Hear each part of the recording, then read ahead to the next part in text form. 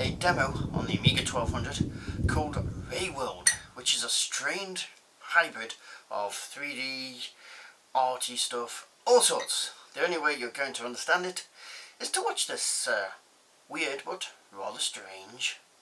weird but rather strange, weird but rather good demo. So, enjoy!